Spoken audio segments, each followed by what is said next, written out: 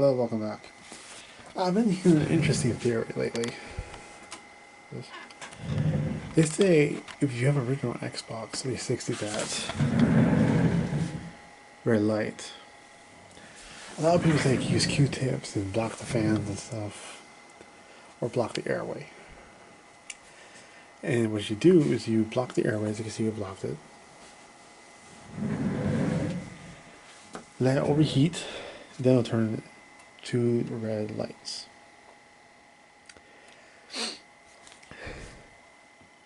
When it turns to red lights, you turn it off, let it cool down, and when you go to restart it, it will turn on. The theory behind it is that it will melt the component because it was so hot that it will melt the components to...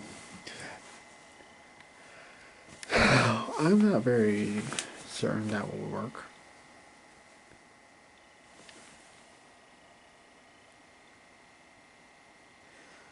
But I'm actually curious if it will work. So here I'm actually gonna fix this thing. As you can see, these are three red lights. The red ring of death.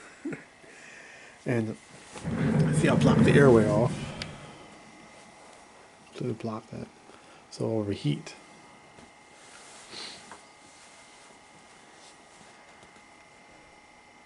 So I'm very doubtful this will work.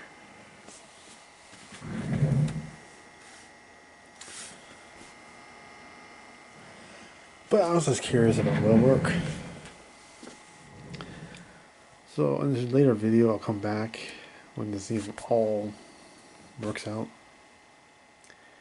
It says it's gonna take about a half hour. I just turned it on, so I'm not gonna have the camera sitting here for a half hour. You're looking at a blinking red light for a half hour. There's no point in that. Now, to show you not be lying if it does work, this is the Xbox 360 I have that works. As you can see, this is the black one, slim version.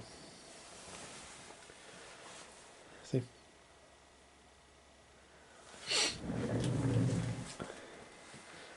The white one with the red ring. Now, from mine, you can tell this would be the black one, slim version. So, hey, look, it works. So there's only two ones I have that turn on.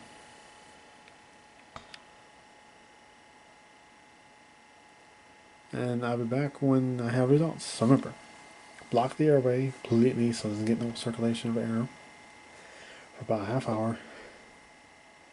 And then, when you see it turning these top two red lights, it means it's overheating.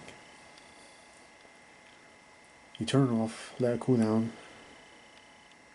and then you turn it, you let it cool down, and then you turn it back on, and it should work for temporary. So I'll see when I have results. Let you know what happened. See you next time.